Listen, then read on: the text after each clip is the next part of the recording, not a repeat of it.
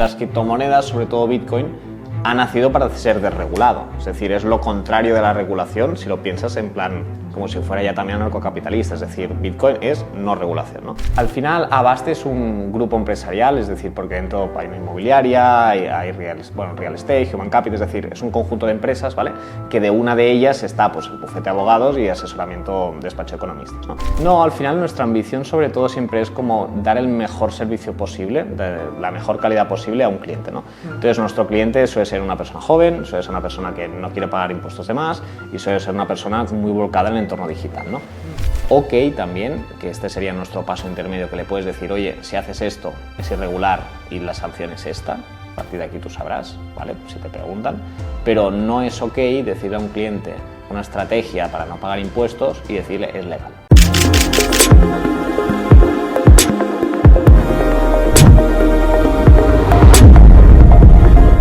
Qué dura se está poniendo la regulación cripto, por lo menos aquí en España, y hoy he traído una persona que conoce muy bien cómo se está poniendo la regulación cripto aquí en España y sobre todo también en Andorra, con muchas cosas buenas y malas. Hoy viene a contarnos cosas buenas, cosas malas y sobre todo preguntas que habéis estado haciendo vosotros en la comunidad para que nos lo resuelva Sergi. Sergi, ¿qué tal? Muy buenas, ¿cómo estás? Nada, primero de todo un placer estar por aquí, encantado de haber podido coincidir y nada, aquí estamos a tu disposición para comentar lo que quieras sobre este tema. Bueno, se te conoce en las redes sociales como el abogado cripto, ¿no? Cuéntanos un poco cuál es esa parte tuya personal, de marca personal que estás haciendo con tu perfil y luego dónde trabajas ahora mismo, porque yo sé que estás en uno de los mejores bufetes de abogados de Andorra, ¿no? Sí, todo el tema de la marca personal a mí sobre todo me vino porque fui a comprar un piso para un cliente, youtuber de hecho, y se compró el piso y el día antes me dijo que no quería hipoteca, que al final compraría de autocateja, ¿no? Y entonces me acuerdo que estábamos en la firma para el notario se fue un momento y le pregunté en plan, oye, te saco 5 años, tengo carrera, máster, etc, y nunca me voy a poder comprar un piso a tocateja, ¿no? En plan, ¿qué estás haciendo que yo no estoy haciendo? Sí. Entonces me preguntó en plan, ya, pero tú tienes marca personal, estás moviendo esto, tal, y dije que no, y me dijo, pues ahí está la clave, es decir, al final tú puedes ser un abogado de X años con tanta experiencia de estos títulos, pero no dejas de ser un genérico, no dejas de ser un don nadie, ¿no? Entonces el momento en que todo esto lo empaquillas en una marca personal, entonces eres X, entonces la gente paga por ser X. Y entonces ahí empezó la idea de, oye, pues si me gustan las criptomonedas, son criptomonedas, vamos a hacer una marca por la cual se identifique todo y a partir de ahí creciendo. Bueno, te quiero preguntar, lo primero de todo, ¿cómo se está poniendo dura o no dura la regulación? Porque estamos viendo que ahora en España a muchos, entre ellos yo también, ya nos ha llegado la cartita de Hacienda con algo está pasando con las criptomonedas en tu perfil, ¿no? Sí. Cuéntanos un poco. Sí, al final tienes que pensar que, a mí esto me gusta bastante, de que las criptomonedas, sobre todo Bitcoin, ha nacido para ser desregulado, es decir, es lo contrario de la regulación si lo piensas en plan como si fuera ya también anarcocapitalista, es decir, Bitcoin es no regulación, ¿no? Entonces el tema está de que el Estado, a la que ha visto esta propuesta de valor o ha visto este nuevo activo, lo que ha dicho es esto hay que regularlo, ¿no? Y entonces propone una regulación, pero claro, estamos hablando de una regulación que propone el Estado para un activo digital que no quiere regulación, porque es consecuencia de este Estado. Si no hay Estado, no hay Bitcoin, ¿no?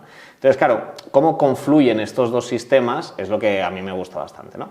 Al final la regulación tiende a regular, ¿de acuerdo? Y el activo digital tiende a desregularizarse, ¿no? De tal manera que tenemos por un lado a nivel de impuestos, que nos exigen una cantidad de información brutal, nos exigen pagar, con diferentes sistemas que luego hablaremos que cada uno es más difícil que el anterior, y a nivel puramente también regulatorio de un BAS, un CAS, una persona que quiera intervenir en este ecosistema, ya sea un CEX, RTO, Custodio, veedor en Andorra, cualquiera de ellos, cada vez también vamos poniendo un nivel de trabas muy superior a productos fiat, por ejemplo. Vamos a empezar ahora en este podcast desde donde estás actualmente y vamos a ir luego hacia atrás, ¿no? Vale. Actualmente estás trabajando como socio ya dentro de Avast Global, ¿no? Este bufete que está en Andorra. ¿Cuál es tu puesto? ¿Qué desempeñas? ¿Tienes la especialidad en blockchain solamente para ti? Cuéntanos un poco tu día a día dentro de Avast. Al final, Avast es un grupo empresarial, es decir, porque dentro hay una inmobiliaria, hay real estate, human capital, es decir, es un conjunto de empresas, ¿vale?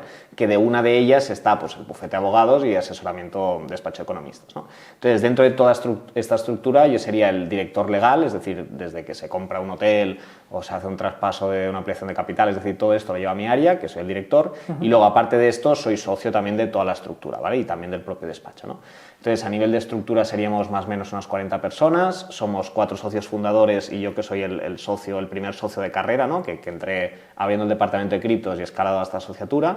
Después también desde el área legal llevamos toda la parte de criptos, sin perjuicio que todo el tema de impuestos también se lleva desde la parte de tax.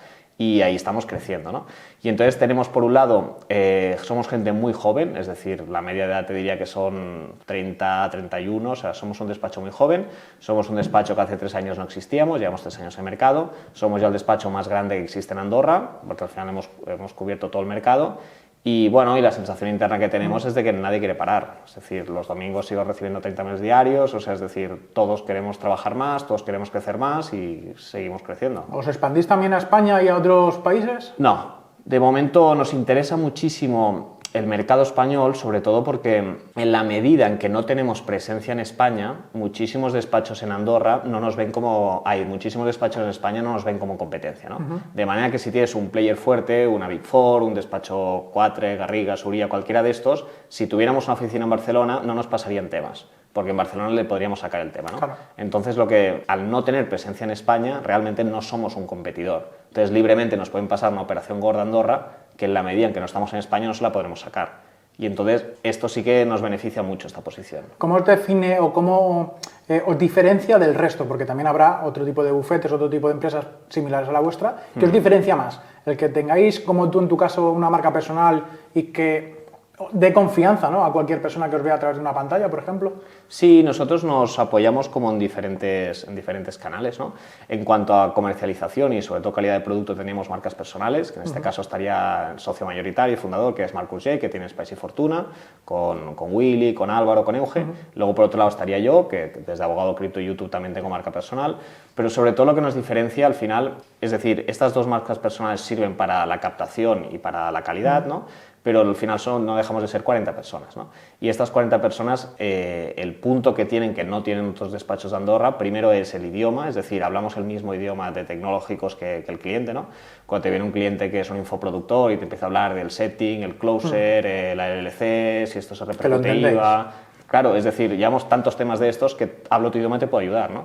Y no somos un despacho de abogados que diría, me lo pienso, te lo tengo que estudiar, 3.000 euros si te hago un informe, en plan, ya te voy a dar la respuesta, es decir, ya sé cómo funciona, aplica la withholding en Estados Unidos, o Twitch te paga de ahí, es decir, ya llevamos tantos temas con creadores de contenido, con infoproductores y tal, que cuando un cliente ve que hablamos su idioma, esto sí que transmite mucha confianza. Y esto no es solo de las 2 marcas personales, sino de todo el grupo. En tu trabajo, al fin y al cabo, ya como socio, ¿tienes planes también de futuro para poder seguir creciendo tú o la empresa general? O sea, ahora estamos en blockchain, oye, ya estamos dando servicio a infoproductores, a personas, pero también queremos más, ¿no? ¿Cuáles son esas ambiciones que tenéis vosotros dentro? No, al final nuestra ambición sobre todo siempre es como dar el mejor servicio posible, de la mejor calidad posible a un cliente, ¿no? Entonces nuestro cliente suele ser una persona joven, suele ser una persona que no quiere pagar impuestos de más y suele ser una persona muy volcada en el entorno digital, ¿no?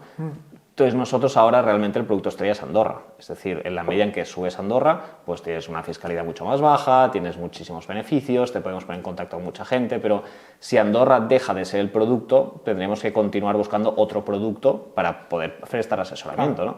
Porque si un infoproductor o un empresario digital o creador de contenido sube a Andorra porque le encaja, pero Andorra deja de ser atractivo y es atractivo Georgia, imagínate, pues mi objetivo será prestar el mejor asesoramiento posible, que si no es Andorra, es Georgia, pues tendré que ofrecer Georgia, ¿no? Lógicamente, sí, estudiándolo todo y bien, ¿eh? Pero el objetivo, el objetivo no es de nosotros para afuera, de dónde Abbas quiere ir, sino es más de los clientes, del cliente que necesita. Entonces, en la medida en que mi cliente necesita otra cosa, pues tendremos que intentar ofrecerle ese producto.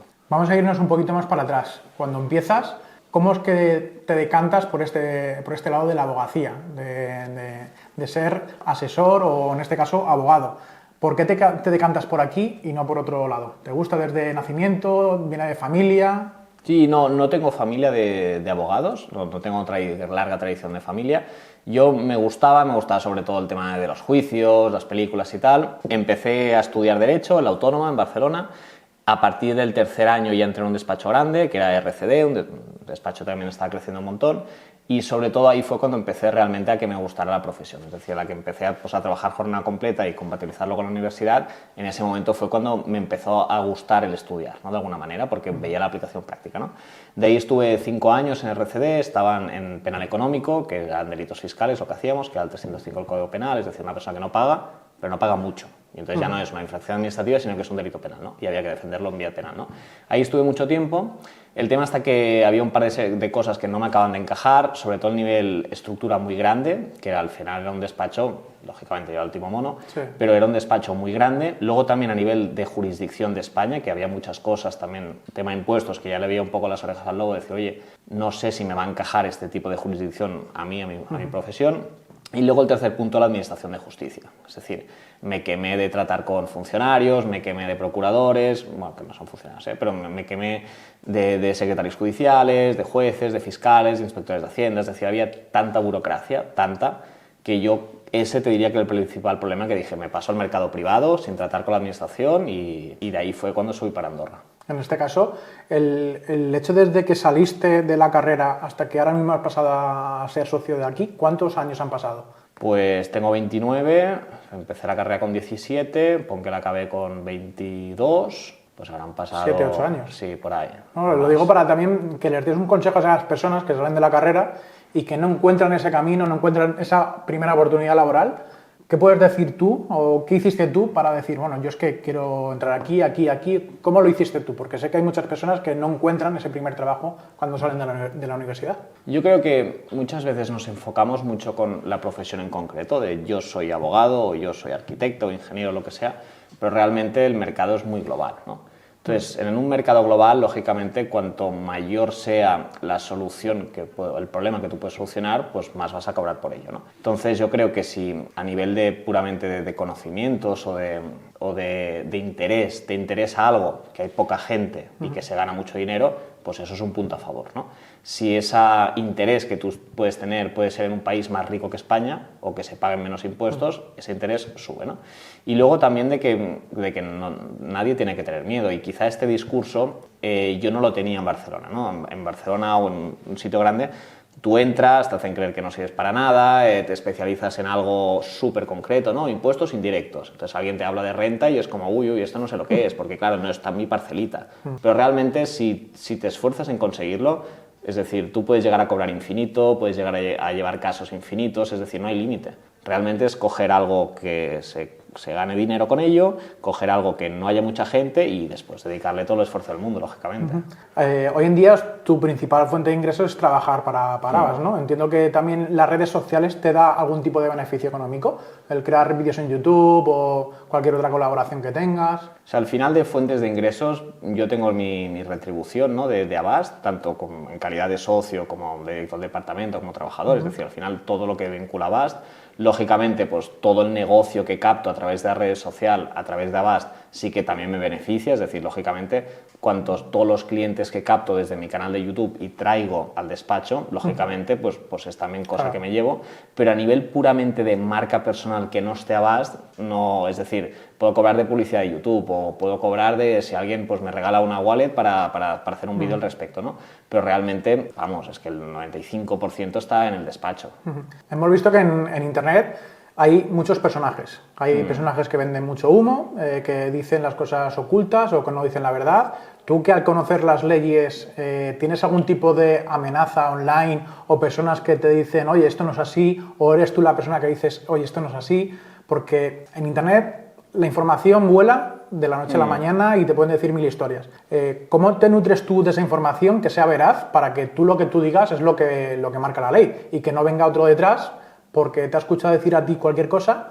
Y que eso suele pasar, ¿no? Que tú dices una cosa, el teléfono es cacharrado de toda la vida, que luego es otra cosa lo que se inventan, ¿no? ¿Te ha pasado a ti que en las redes sociales tengas algún tipo de enemigo, algún tipo de aliado, alguien que te lleves mejor, que te lleves peor? No, al final yo te diría, como de todo el negocio también de optimización fiscal, de relocation en diferentes países y tal, hay mucha gente que ha subido al carro porque se gana dinero, básicamente, ¿no? Y entonces la gente le interesa. pero hay también pocos que se han subido al carro que ya hacían la profesión, es decir, que ya se dedicaban a esto, ¿no? Lógicamente, tú te dedicas a algo, pues a la que te expones, pues te van a entrar más clientes, ¿no? Sí. Entonces, mucha gente lo ha entendido y mucha gente se ha puesto, ¿no? Entonces, a nosotros lo que nos pasa es de que al final la ley dice X, la experiencia dice Y X más Y es Z, que es lo que vendemos nosotros, ¿no? El tema está de que, lógicamente, tú cuelgas un vídeo que dices no pagues impuestos de forma legal y tiene mucho más clic que uno que dices vas a tener que pagar X, ¿no? Entonces, también, conforme seas más agresivo en redes sociales, tendrás más visitas, ¿vale? El tema está de que tienes más visitas, pero no tienes más clientes. Es decir, tu vídeo se verá más, pero la confianza real que puedes darle a un cliente que le dices una salvajada y encima le dices que es legal, entonces ahí está el problema, ¿no? Es decir, ok a que se tiene que contar la verdad a los clientes, ok también, que este sería nuestro paso intermedio, que le puedes decir, oye, si haces esto es irregular y la sanción es esta, a partir de aquí tú sabrás, ¿vale? Si te preguntan, pero no es ok decirle a un cliente una estrategia para no pagar impuestos y decirle es legal. O sea, es decir, este es el punto. Es decir, el momento que le dices a un cliente, móntate una LLC, factúralo por ahí, no pagues cuota de autónomos en España, luego te la dejas a cero y luego te compraventas un NFT. Esto, poder hacerlo, tú puedes hacerlo. Pero que puedes ir a la calle y robar un banco. Es decir, de poder tú puedes hacer muchas cosas. El tema está que la coletilla de y es legal, no. Eso no es legal.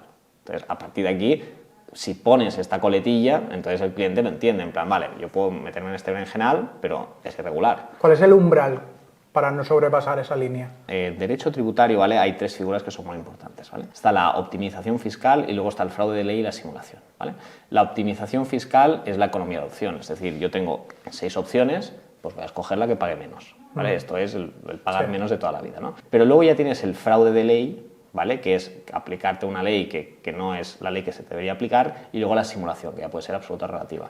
Entonces, en la medida en que te aprovechas de una norma de cobertura para aplicártela a ti que no te procede en tu caso concreto, o aplicas una ley de forma fraudulenta, ese sería el umbral. Lógicamente, cada caso concreto, pues la simulación está en una cosa u otra, ¿no? Por eso es muy importante, es decir, nosotros somos el despacho de economistas, en este caso, que más gente subimos a Andorra. Subimos un montón de gente en Andorra, pero no hay ningún problema con ninguna de ellas porque todos cumplen todos los requisitos para subir a Andorra y tributar en Andorra, ¿no? Hay otros despachos, hay otras personas que o no lo hacen bien o no cumplen los requisitos, o para recaudar le dicen al cliente, sí, sube a Andorra y no vas a pagar un euro. Y luego viene una inspección porque no has hecho bien el cambio. Entonces, es muy importante hablarle claro al cliente. Y sobre todo, si que es un negocio a medio y largo plazo, es que tienes que hacer las cosas bien. Y con el tema cripto, ¿no? Que hoy en día el hecho de tener Bitcoin o Ethereum en una wallet, mucha gente se piensa de que ya es libre, que no hace falta ni declarar, ni tributar, ni hacer nada. Cuando tú lo compras, que yo esto lo digo, y tenéis el enlace en la descripción del vídeo de varios vídeos, ¿no? Que has creado hace poquito, de cómo entrar, cómo permanecer y cómo salir, con diferentes escenarios completamente diferentes. Y la pregunta va orientada ahí. Cuando alguien que tiene Bitcoin en una wallet que ha comprado de un amigo en un cajero y demás, eso, como hemos dicho, de no pasar el umbral, ¿se debería declarar? ¿No se debería declarar? ¿Cuál es tu consejo profesionalmente? Porque luego ya vienen los colegas y los cuñados que te van a decir cualquier cosa, ¿no? Claro, aquí es muy importante ir como paso por paso, ¿vale? Entonces, aquí estamos hablando de una persona física, ¿vale? Como tú, como yo, que en este caso, por ejemplo, en tu caso, tú vives en España, ¿vale? Entonces, en la medida en que tú vives en España, porque tienes una permanencia habitual de más de 183 días en España, centro de intereses económicos, etc., a ti, a nivel personal, te rigen las leyes de España, ¿vale? Entonces, ya primero tenemos un sujeto y lo hemos localizado en un sitio, ¿vale? Entonces, una vez lo hemos localizado, que es la jurisdicción española, vamos a ver qué obligaciones tiene, ¿vale? Entonces, si tú compras criptomonedas y las tienes como persona física, ¿vale? Los impuestos que te pueden derivar son dos, que son el impuesto de la renta a las personas físicas, es decir, lo que tú has ganado, ¿vale?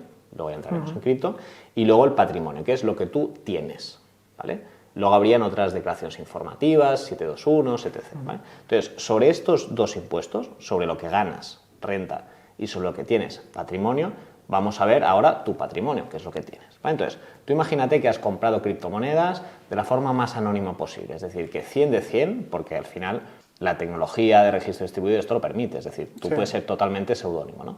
Entonces, si con esas criptomonedas tú has ganado, porque has obtenido una permuta, ¿vale? Por mucho de que seas totalmente seudónimo, ahí no se te puede atribuir esa ganancia a ti, en la medida en que estás en España, te aplica la legislación española y la renta te dice que las ganancias se tienen que tributar, si esa ganancia que tú has obtenido en un DeFi, por mucho que no te esté asociada a ti, la has tenido, pues el rendimiento derivado lo tenías que incluir en renta y tributarlo. Que no quieres hacerlo porque no se te asocia y nunca te van a pillar, ¿vale? Pues es tu obligación, la cual no realizas, entonces tienes una deuda tributaria, que a los X años te va a prescribir. Pero la obligación, digamos, la tienes igual. Vamos a pasar también, estamos orientando tanto personal y profesionalmente. Y te quiero preguntar a nivel personal, porque todas las personas tenemos altibajos en la vida, ¿no? De momentos buenos, que, joder, pues a ti cuando te ascendieron o conseguiste el puesto de socio dentro de Avast, es un momento bueno, ¿no? Bonito para ti.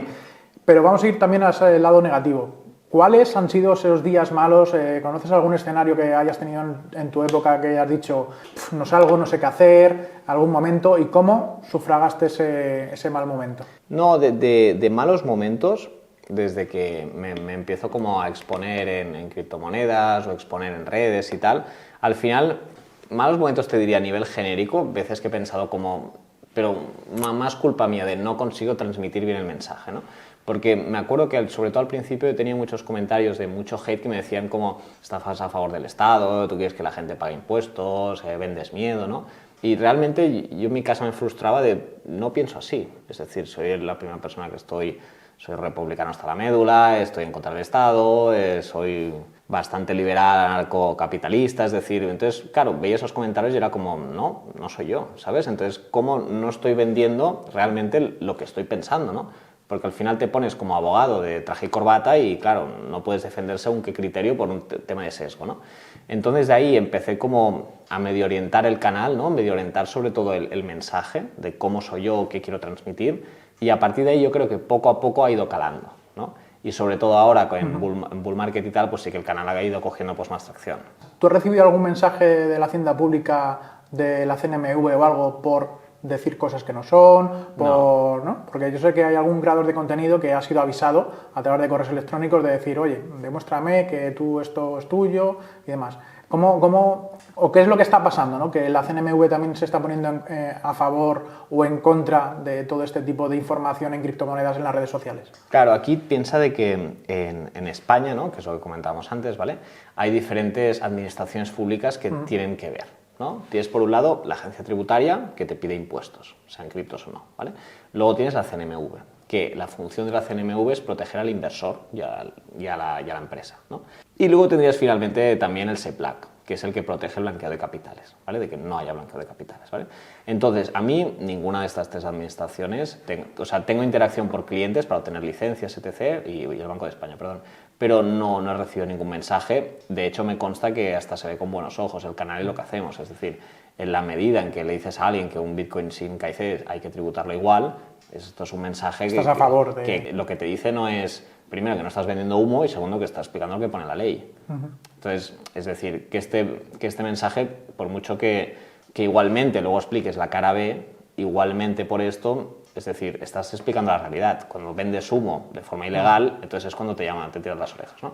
Entonces, la CNMV lo donde se ha puesto mucho es en cuanto a la inversión en canales que publicitan o repercuten en criptomonedas y de baja capitalización, tipo ICOs y tal, y entonces también hicieron el registro de influencers, el registro de tal, y luego aparte de esto la gran cacería que hay pues de creadores de España que se han ido a Andorra pues por de agencia tributaria, eso sí que es terrible. ¿Por qué hay tanto seguimiento desde la Hacienda Pública? Justamente con la gente que se va a Andorra y no a otros países. Yo te diría que es un tema de populismo, porque tenemos clientes que son de MotoGP y no han recibido tantas inspecciones, infoproductores que tampoco reciben tantas, es decir, hay mucho perfil de hasta fisioterapeutas que en Andorra se cobra más, es decir, hay mucho perfil de gente que está en Andorra, en España que sube a Andorra, pero en concreto los creadores de contenido y sobre todo los del nicho de las finanzas, que te hablan de economía liberal, te hablan de cómo ganar dinero, de etc. Estos en concreto me consta y es la realidad de que, sí que es un vamos a por ellos, ¿no? Es decir, uno de los puntos de gente a la que investigar son estos y prueba de ello son todos los requerimientos de información que les llegan a nuestros clientes. ¿Crees que vivir en Andorra te da más libertad que en España? Sí. ¿Sí? ¿Por qué motivos?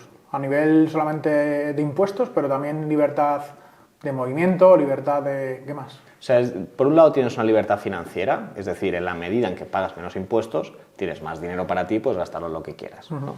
Luego te diría un punto de vista también social, es decir, todo lo que es Agenda 2030, feminismo, políticas de este tipo no existen en Andorra, es decir, quizá a nivel socialista vamos un paso para atrás, pero prefiero este paso para atrás o incluso 3 para atrás, ¿no? Y luego también a nivel de social, ¿vale? A nivel puramente en Andorra, es decir, no hay, la inmigración está mucho más controlada, las fronteras son fronteras de verdad, hay una aduana, no hay mendigos por la calle, es decir, hay un control muy severo, de tal manera que si, por ejemplo, yo qué sé, despedimos a un trabajador, imagínate, ese trabajador a priori no tiene paro. Es decir, en la medida en que no pagas no tienes paro, por tanto se tiene que espabilar a buscar trabajo. Y luego si está 2 meses, tal, ya tiene un poco de ayudas. Pero lo que existe en España de que, oye, que me va a caducar el paro, despídeme ya, que así tengo 2 añitos, es decir, esto en Andorra es impensable. Tú en Andorra estás sin trabajar 3 meses y el problema no es que no tengas paro. El problema es que tú tienes una residencia por trabajo y en la medida en que no tienes trabajo te pican en casa y te llevan a la frontera y te echan. Es decir, estás preocupado de que si quieres continuar residiendo en Andorra necesitas trabajo. Pero ya no para cobrar, sino para que no te echen del país. No, y para seguir viviendo y seguir creciendo, ¿no? Que al fin y al cabo lo que quiere el país es que tú crezcas, ¿no? En España, sobre todo emprender, cuesta mucho y son todo trabas, ¿no? Cuesta muchísimo, sois unos santos y no sé cómo aguantáis tanto, sinceramente. Yo la que pude me fui y, bueno, depende de qué cliente aguanta más y menos. Depende de cómo estés, de la familia y tal, pero es insostenible España. Vamos a seguir preguntando, ya que te tenemos aquí, es acerca de este sector. ¿Crees que se está regulando correctamente las criptomonedas? ¿Se debería regular de alguna otra manera, tanto en España como en Andorra? Hace poco hicimos un vídeo de como los tipos de posicionamiento cripto que puedes tener, ¿no? Por un lado hablábamos de estados que sí que están completamente a favor, tipo El Salvador, la provincia de Zug en Suiza, etc, etc, ¿vale? Luego hablamos de países que lo ven bien, ¿vale? Tipo Francia, Alemania, de que hacen políticas a favor de las criptomonedas, ¿no? Luego vemos países que lo ven mal, por ejemplo España, de que sí que hay una regulación excesiva y sí que hay un sistema de tributación de las criptomonedas que no es como el de Francia o Alemania.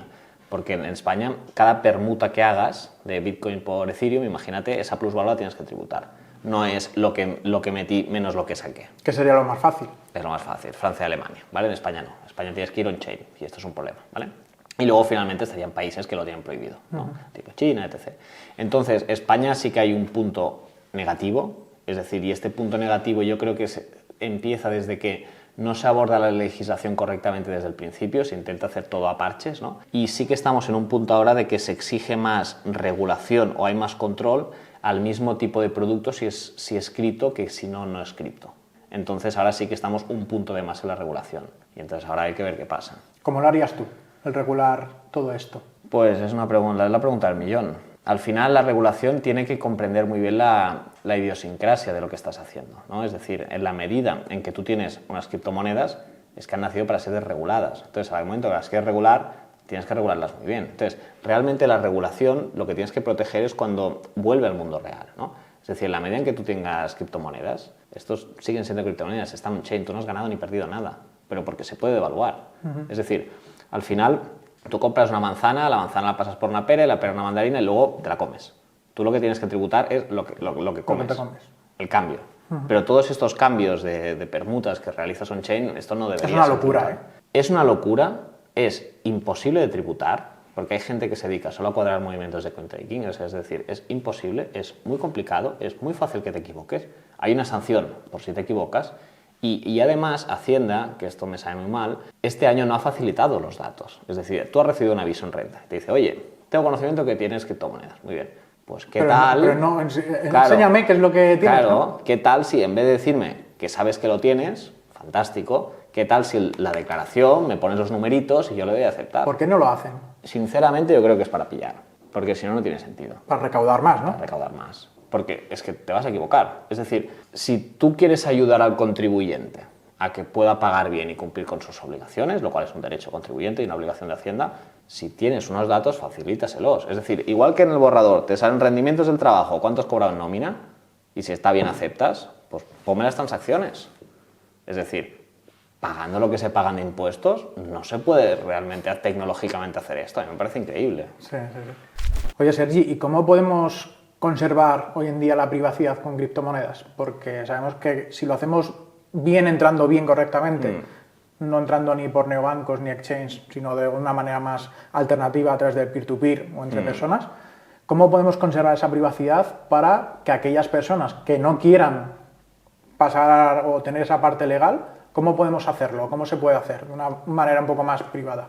Al final, también tenemos que tener en cuenta primero que los activos digitales son legales, ¿vale? Es legal tú tener Bitcoin, tenga KIC o no tenga KIC, y es legal operar con ellos. No está prohibido, ¿no? No está prohibido. Es decir, tú lo que tienes la obligación es de que si tienes ganancias o lo que España considera que sea ganancias, tributarlas. Pero a partir de aquí, tú tienes el derecho a encriptarte y a no ceder información de más, ¿vale? Entonces, para no ceder información de más, tú si quieres almacenar o si quieres ir obteniendo unidades o satoshis o unidades de Bitcoin, tú puedes hacerlo de la forma más cediendo más datos posibles, ¿no? A una transferencia a CaixaBank, imagínate, a un exchange que esté en España, o puedes hacerlo de una manera pues lo más privada posible, ¿no? Desde darle a una persona en mano y que te haga un peer directamente por Bitcoin, o que esta transfer de cash se haga por una transferencia bancaria, y entonces ya pones un intermediario como que sea el peer-to-peer, ¿no? Pues esto puedes hacerlo por Hodel, hay mil plataformas, y esta sería la forma más descentralizada siempre y cuando las criptomonedas que tú recibas tengan origen o destino siempre en una wallet, que no sea de exchange. Y que luego no la pases a un neobanco, ni a un banco cripto, ni exchange, ni nada, ¿no? Bueno, y luego los cajeros también. Vamos a pasar a la parte de preguntas de la comunidad de la vida Cripto Pro, y tenemos a dos personas que nos han hecho cuatro o cinco preguntas.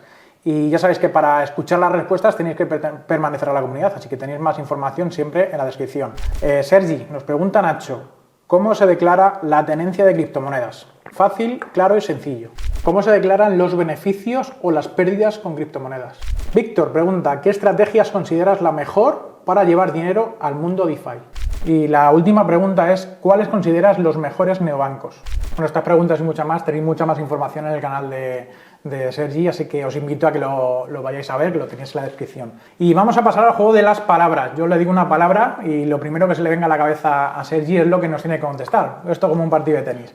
No sin antes recordaros que os suscribáis a la newsletter gratuita de todos los sábados por la mañana. Información del sector cripto, blockchain, web3, totalmente gratuito y en un correo electrónico en 5 o 10 minutos lo habéis leído para estar informados durante toda la semana. Vamos a pasar a las palabras. La primera es blockchain.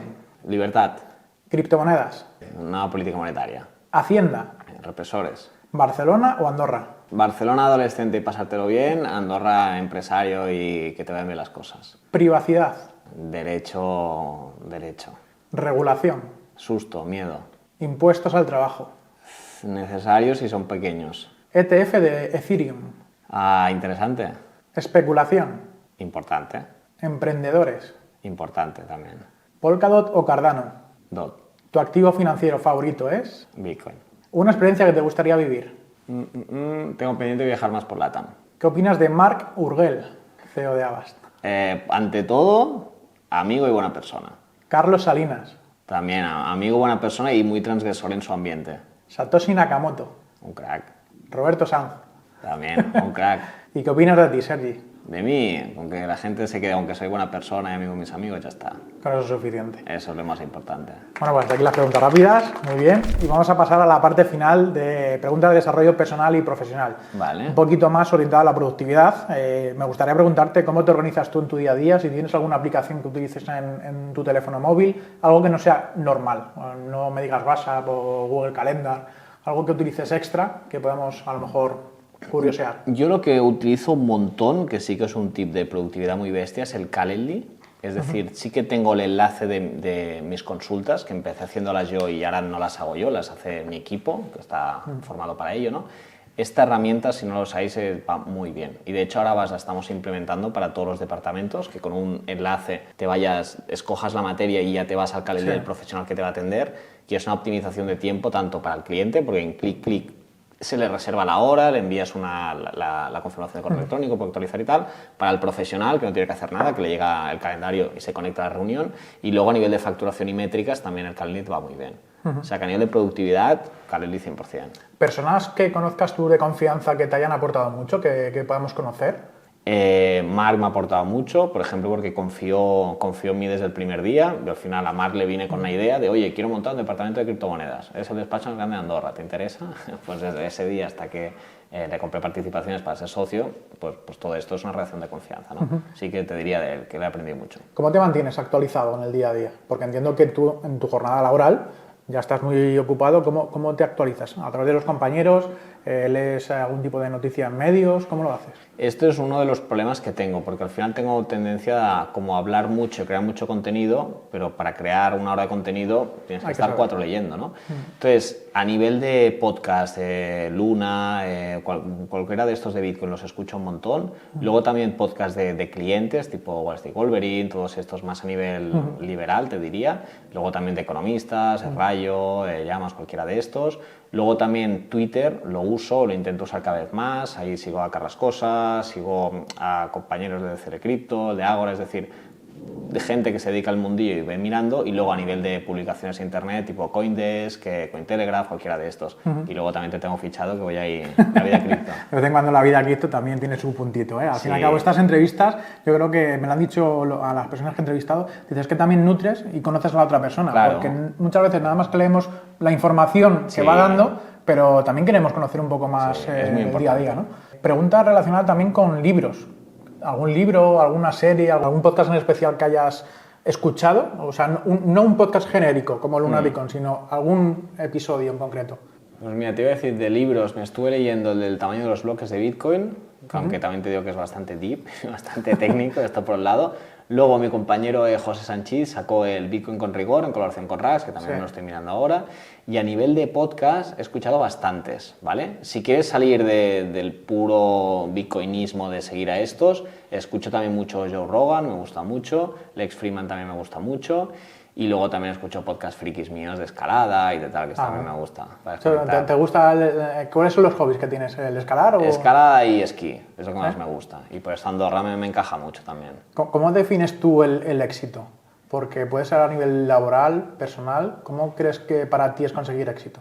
Yo creo que éxito es decir, lo más importante es la salud, familia, amigos. Una vez tienes estas 3 patas en que sientes que aportas como a tu comunidad, a tu círculo interno y sientes que ellos también te apoyan en comunidad difícil, luego a nivel económico es simplemente sentir que aportas a los demás, gente que no tienes una relación afectiva porque no son familia, ni pareja, ni amigos, pues les aportas en un problema y ellos te lo recompensan pues pagándote lo que toca, ¿no? Pero al final sentir que estás ayudando a alguien, que te escriba alguien humilde, Sergi, tengo un problema, me ha pasado esto, tal, tú que hablas su idioma, lo lees, le haces caso, la atiendes y le explicas y que se vaya agradecido de, vale, pues tengo que hacer esto o lo otro. Yo creo que eso es el éxito, es decir, independientemente de lo que cobres, más o menos. Yo creo que si te enfocas sobre todo en esto, ¿no? En prestar un buen asesoramiento y esa persona asesorada se va contento, esta es la mayor... Satisfacción, ¿no? Que también tienes por la otra persona, ¿no? Sí, sí. ¿Tienes algún talento oculto? No te diría que mi talento oculto es trabajar demasiado y poder asumir mucha carga de trabajo.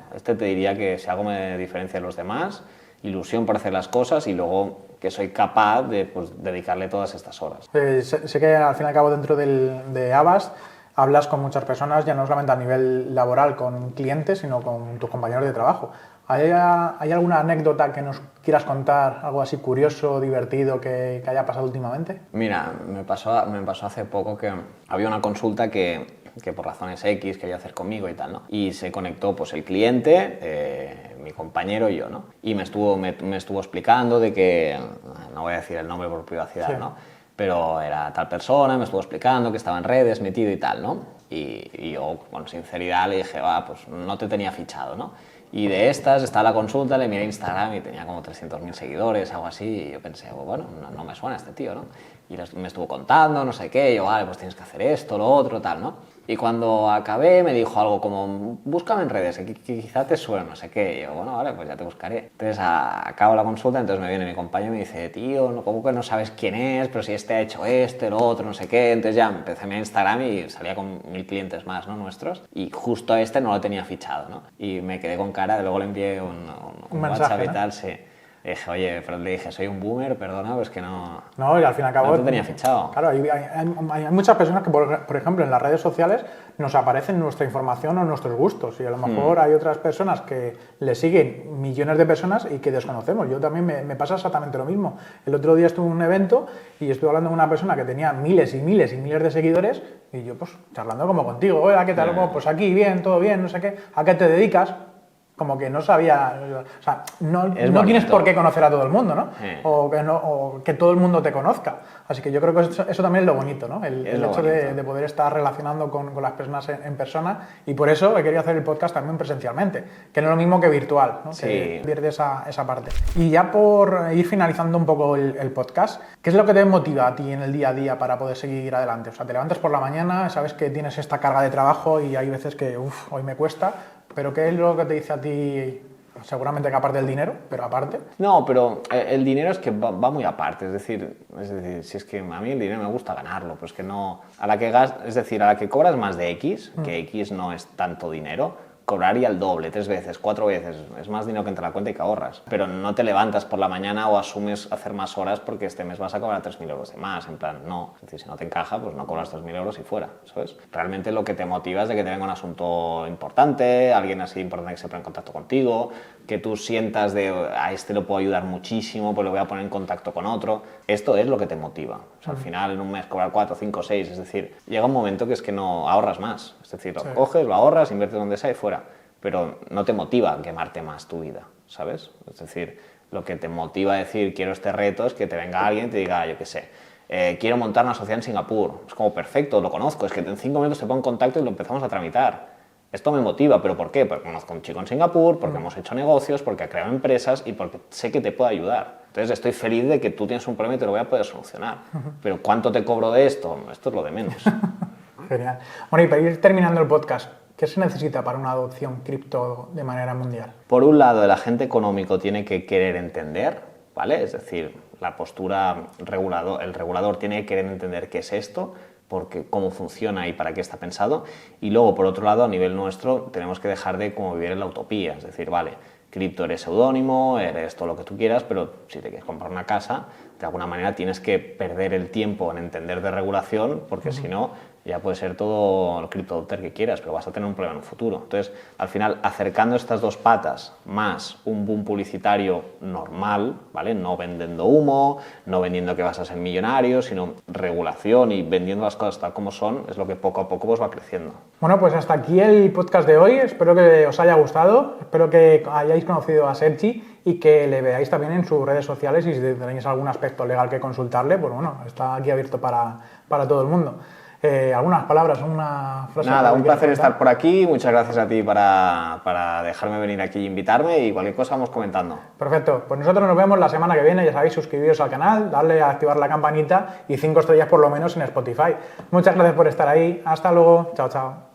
Y antes de que te vayas, que sepas que tienes un montón de listas de reproducción en mi canal de YouTube, Roberto Sanz, y tienes mucha más información siempre en la descripción de este vídeo. Así que aprende mucho más del sector cripto con un montón de vídeos y un montón de listas de reproducción.